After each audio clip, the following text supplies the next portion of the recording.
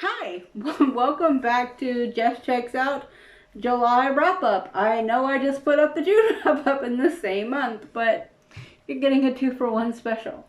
Now, my name is Jess. This is Jess Checks Out because I check out a lot of books. Some of them are even library books. I have not read any library books in July, but August may be another story. So, here is what I've decided to do. I read 35 stories, and that's going to be like a 2-hour long video. I don't think you guys really care that much about a 2-hour video. So, I have decided to just talk about my highlights and my lowlights, and that was actually at the suggestion of Bethany from Beautifully Bookish Bethany and Izzy from Happy For Now. And I like both of them. They're very strong creators, and I think they're right in this. So I kind of want to talk about that. So, here's what I'm going to do. I'm going to have a breakdown of what I read, how I read. I'm going to have the book list in the below.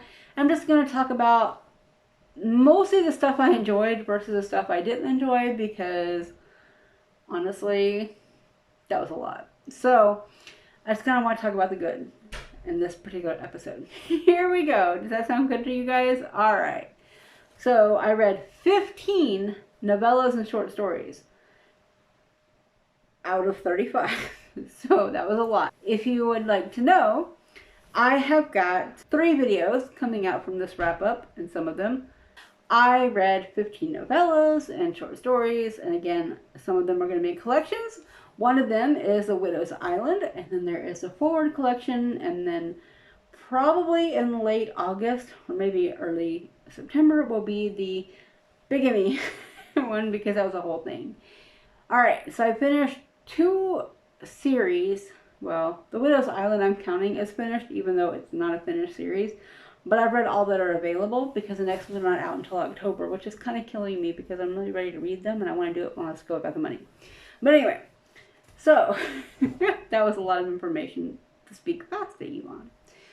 Alright, I have read The Widow's Island and the forward collection, and I also read The Bigamy, which will be in that video. There are 2 that are written by the same author, and then there is 1 that is a fiction book. So, we'll see how that goes. In total, I read 3 nonfiction, which is actually more than what I normally do. I try to read that much, but I don't always get around to it for whatever reason. So, I was really kind of happy about that. My breakdown of reading format.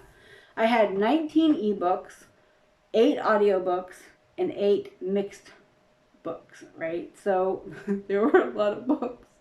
I read a lot. There were 0 physical books, just because I've been going back to school recently, and you know, commute time and everything, the ebooks are easier. And I was also on like break for about 2.5 weeks. We had our summer break. I don't know, it's a thing they do in Germany here. So I had my like 2 weeks, and I was like, cool, all right, I'm good with this.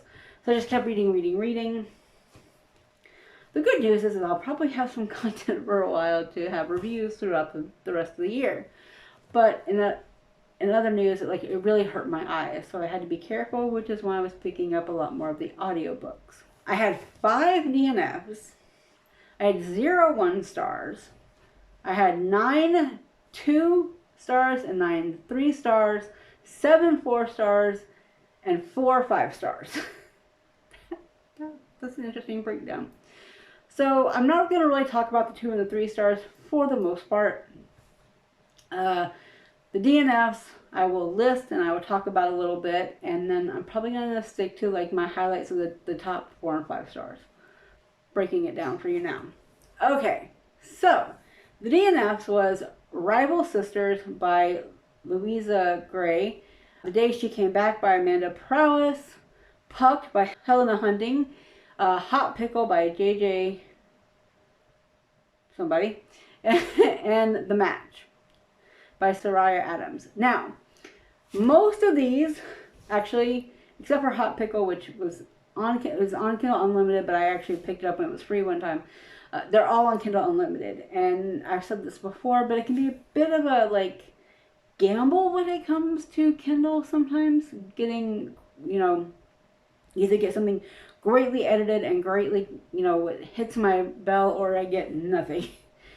It all depends. So, those are my DNFs. Rival Sisters and The Day She Came Back were just slow and giving me a story from the beginning. It was the same problem I had in The Glass House, which I talked about, I think, in my July read-up. My June read-up. It was also the same problem of just, I'm missing something along the way. You know, I don't have that urgency. And for the last three, the Pug, Hot Pickle, and The Match, they were all romances, and I was very sad to give some of them because I want to diversify. I don't talk about romance too much on this channel, and that is simply because I have an entire podcast, Deconstructing Damsels, that is about romance, and I don't want to overlap them because my audience for Deconstructing Damsels deserves that time for the most part. But I was very sad because Pugged, everyone keeps talking about Pugged, and I just did not like the characters at all. I could not get into it. I found the female lead to be very pick-me, and that's not really what I enjoy. And in Hot Pickle, it was set in the world of world building, and it felt very surface, and I couldn't do it.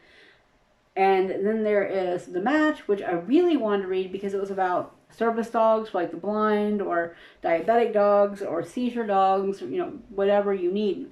And so I was like, because I'm a diabetic, so they were diabetic seizure dogs. I was like, oh, that's great. Or not seizure dogs, they're not diabetic dogs, they're seizure dogs.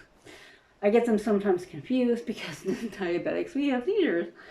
It's a whole thing. Anyway, so I was very upset about that one specifically because I like the idea of disability being highlighted, right? I enjoyed that. And I've been slowly making my way back into reading romance. I was very excited. And that one especially just kind of like made me feel bad because I just felt like it was, I didn't like the age gap. I didn't like the maturity level of the guy. He was very toxic, I felt like. And I felt like the heroine was very immature in many ways. And to me, it didn't work. And it also killed me because it's set in Charleston. And I love Charleston. Like, Charleston is my thing.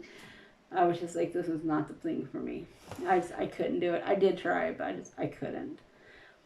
But, you know, there were a lot of highlights within the month as well, right? So, I mean, there was no 1 stars. Hey, that's kind of rare with me sometimes. Penny says, grumble, grumble, grumble to you. But, I mean, there were also some really great ones. Like, I really, really enjoyed Evidence of the Affair by Taylor Jenkins Reid. If you watch my my June wrap up, you know I loved Evelyn Hugo. Adored it. And this one was just as strong to me. It was on Kindle. It was a Kindle Amazon original. I was just blown away by the writing and the quality and the style. It's not in my top reads because of certain things I didn't necessarily like, but it was a high, like, I think I gave it 5 stars. I either gave it 4.5 or 5 stars.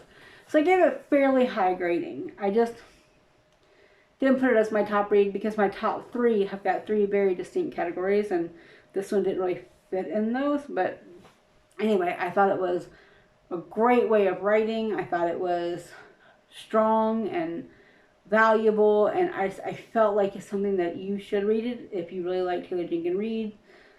I found it very enjoyable. So some of my, like, I'm going to say my low reads for the month were Batter Up, and I will put this up somewhere here. I felt like, again, a romance. I'm not going to spend too much time on it because it's not my source for that. But I felt like it was just missing a lot of, it felt very, like, colored in lines. Like, it didn't work, and so I was not here to really read it. It wasn't something strong. It was very forgettable. I kept going, I went like a week between reading it, trying to finish it, and that was just like kind of like going really quickly to get through it. I own it. It's there. It is there. And then, of course, another one is Randomize, which I will be not talking too deeply about because it is in my forward collections video that I've recorded and will be going up soon. It was just too math-based, and it was math in a way that did not really interest me. So I wasn't really a fan, to be honest. I just didn't really feel like it was a great thing. So, not really going to go too deep into that. And then the other one that I really didn't like was, well, there was two actually. I guess I should say two. First was Wall of Silence by Tracy Buchanan. And this one had so many layers of screwed upness. Like, it deals with, you know, child death, gaslighting. It's set in a small town in England, and I like to read things outside necessarily the U.S. I like to kind of diversify a little bit in my locations, and I know England doesn't sound like that different, but in this way it was, because it was a small little community that was built around a forest that someone was already living there, and so I gave it 2 stars. I found it to be very unimpressive, as it were. It didn't really feel like it was a solid book, and then there was so much stuff thrown in throughout. I actually skipped, I'll be honest, I skipped like 50 pages just because it was so repetitive. And then I had to go back and figure out what I'd missed a little bit, but not by much. But it felt like it was just too... I say this in every video that I talk about Amazon books, but like I either love them or I hate them for the most part, depending on the editing.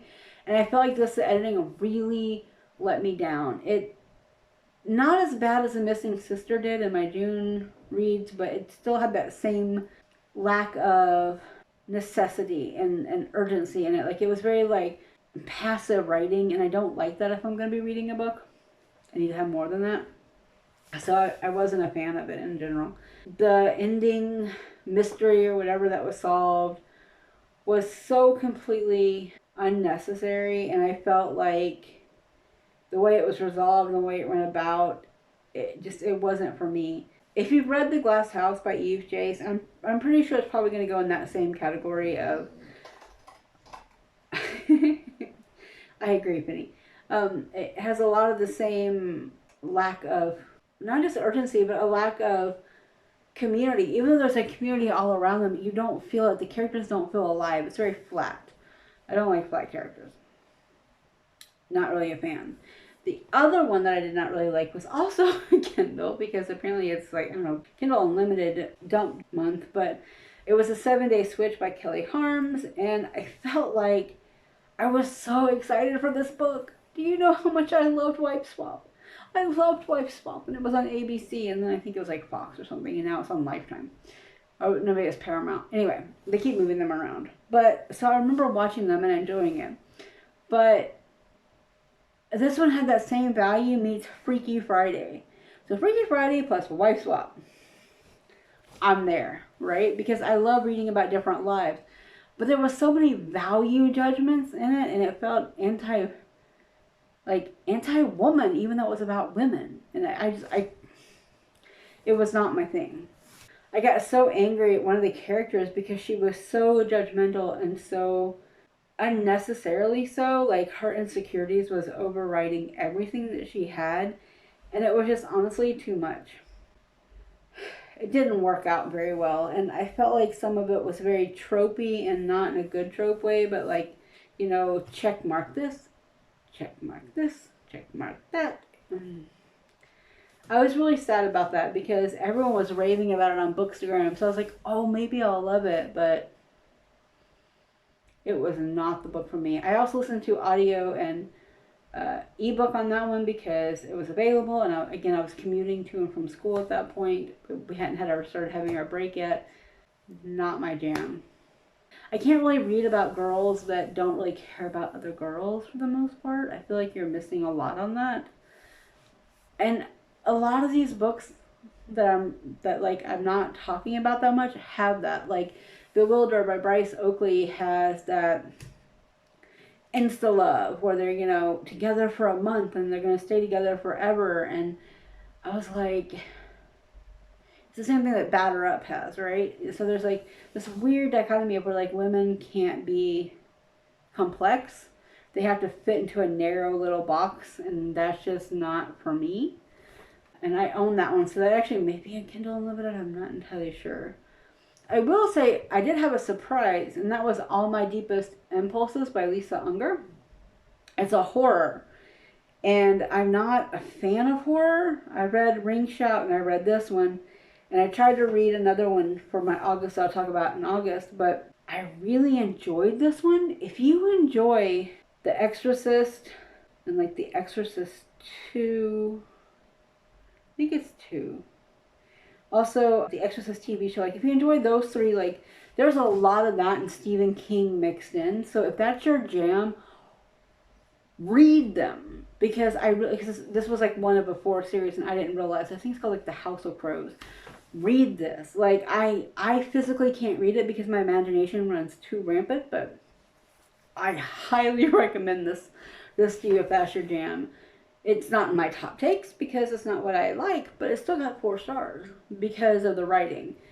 I think that if I hadn't had such an aversion to the idea of horror just based on how my mind, when I read a book, I see the scenes, like I see them playing out like a movie. And so when it comes to horror and that kind, it can be very difficult, which is actually why I was surprised I finished Ring Shout after all. But I did, and I loved it. And, you know, I think that, you know, Lisa Unger, if you enjoy that style, she's probably going to be right up your alley. Honestly, I was very surprised how much I enjoyed it. And then, a middle of the road would probably be the Jake Ryan Complex. So, I really enjoyed the idea of the 1980s nostalgia. I love me some 1980s nostalgia. One of my favorite things in the whole wide world. Because I was born in the 1980s, early 1980s, I'm an older millennial. But I like it because there are some really effed up things. Like, to be clear, there are some effed up things like Revenge of the Nerds. I haven't been able to watch it since like the first or second time I'd seen it, and that was in the 90s.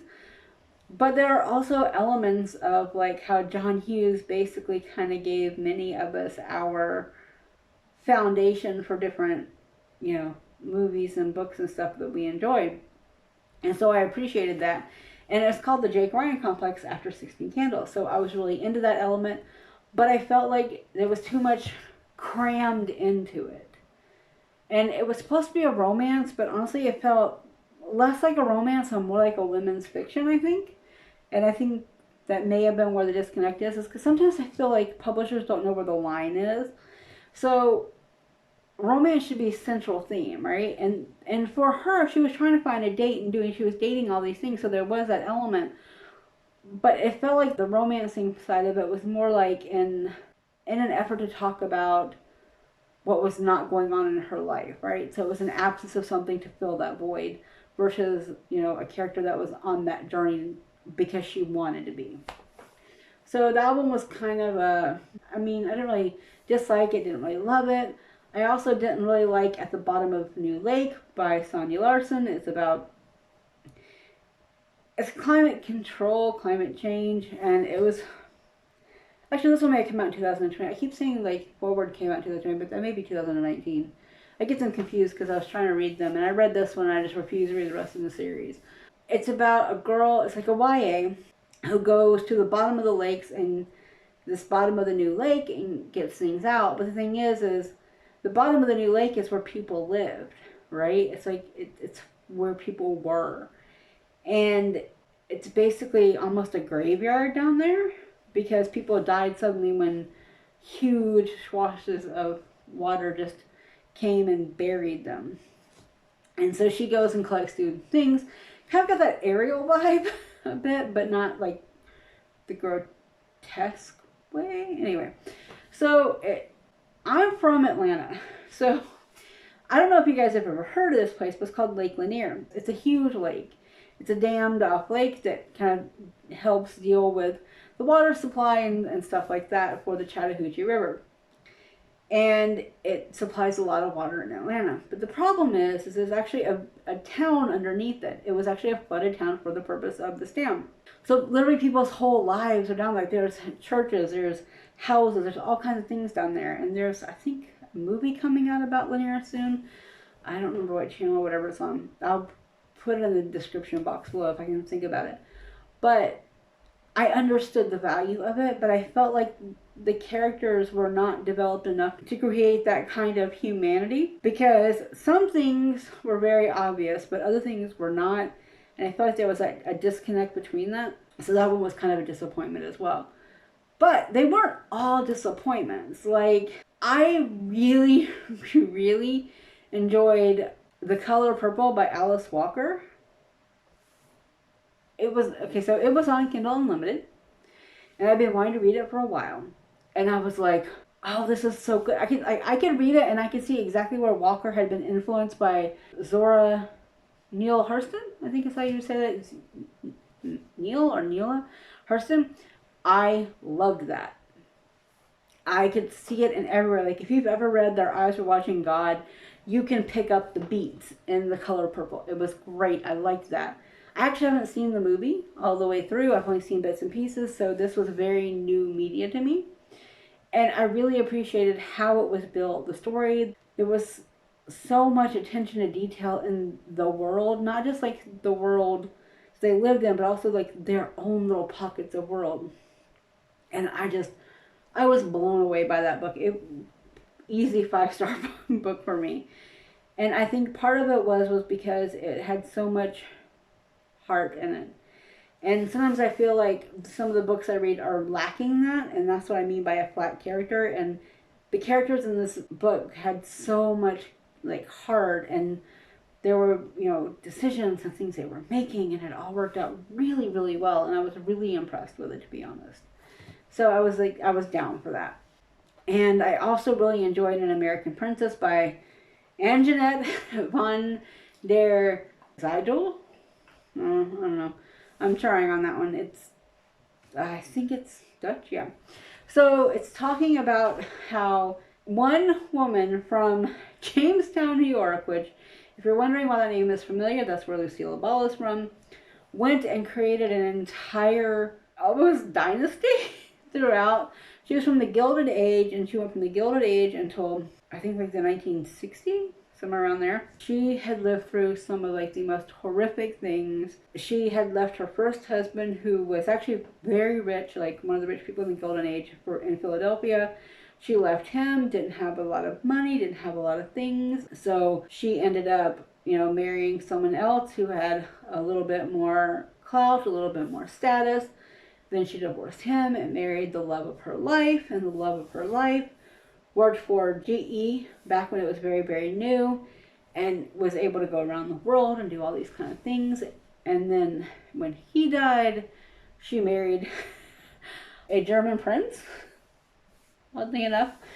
That didn't work out, but she got a stepson that she loved dearly out of it. And then she also ended up marrying a Russian gentry that had been part, and had been taken away because of the Bolshevik Revolution and all that. So there was all that going on. And then she also had 2 kids, and there was like one after another, and it was she had a lot going on in her life, and the detail in this book and the communication, it felt very real. Like I could see where she was living at the time and what she was doing. And you know, she lived all over America and Europe, and she had all these great grand adventures, and it was very entertaining. So I was down for it. You know, when she loved you, she was loyal to a fault, basically.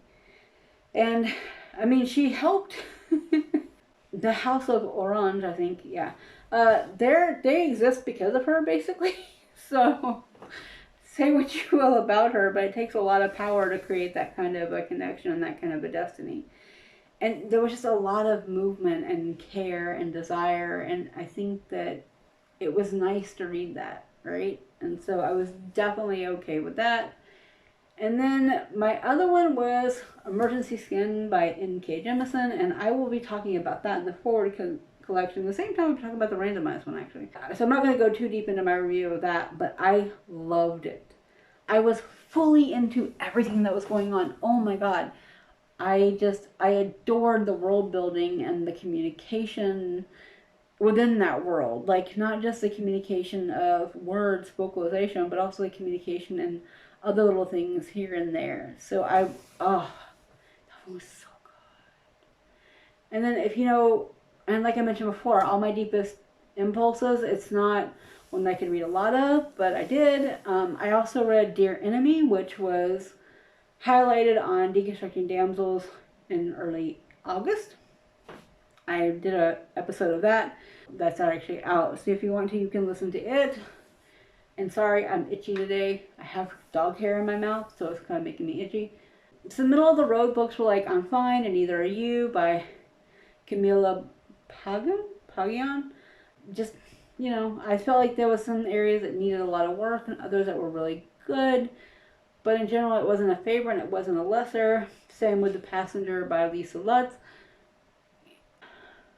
Like, a lot of these are books. Some, not all of them are. Many of them are short stories. But I felt like those two were good in idea, like not so great execution. And that was a lot of the month, honestly. And that's another reason why I don't want to go through all of them, because there was a lot of similar feelings to them. And of course, The Widow's Island is 6 novellas that I've put up already. So I don't really want to talk about that one at all, because I went in deeply into each of those books. So that one's been done. So I think that's all that I really can talk about. Okay, so I should mention, I like The Bigamist and The Psychopath by Mary Turner Thompson. It was nonfiction about being in a bigamist relationship and not knowing it, and how to deal with the outcome of that. And it was very interesting, and I actually have a video coming out again about that. That's the bigamy video, because I also read The Three Mrs. Wrights by Linda Keir, which is actually what made me read the other two, because I read that one first. I read the fiction book first. And I'm going to have a video on that, so again, I don't want to go into them. See, a lot of these have got videos coming, so I really liked the look into the different systems and how to work with it and how to communicate and how to find your way. And I thought that was really cool. So overall, middle of the road when you put the averages of the amount together, but there were so many like really good highlights as well. I really, really enjoyed the top three I mentioned, and Evidence of the Affair by Taylor Jenkins Reid. You know, there were a lot of things that really made me go, And there was a lot of thought-provoking, you know, short stories and the stories throughout. So it was a good reading month. Like 35 was amazing. It's way more than I've read before in this year. And I mean, I read over 5,000 pages. So I'm very proud of that, but I'm also, my eyes are still recovering from that, even in August as I record this. So I've been kind of doing a slower pace. So August will be very different between school and making my eyes work in a better way. So that will wrap up July and give you a hint of what's to come in August. I think that it was a good month in general, though. I really do. I think that I got a lot accomplished. I got a lot of things read that I probably wouldn't have read on my own, but it was really fun to read and see what was going on. So, what did you read in July? Or I guess August, because this is going up in like mid-August. But what have you read recently that absolutely you could not believe that it was there? I am like that. So I want to know what you read, because I like to look for things. I especially like Kindle Unlimited because it's easier. I'm thinking about doing a book haul video, but I don't have physical copies. I mostly buy mine on Amazon when they're like $1.99 or less. So I'm thinking about doing that. If you would like me to do that, you can also talk about that below as well. I don't do a lot of book haul videos because I can't afford a lot of books, but if they're $1.99, I can usually swing at least like a couple a month if I'm lucky. So let me know what you think. Just, you know, chatter in the comments below. I'm going to link to some, you know, different channels that I watch to give you guys, you know, new people to listen to. You will see them in the description below, as well as the very long book list It's all for you, so you can kind of go through and figure out what I read and what I didn't read. And I hope that you guys will stick around. If you're new, thanks for subscribing. If you're not new and you stuck around, thank you for subscribing. Okay. Thank you guys so much, and I will talk to you next time. Bye. And Penny says bye too. Bye.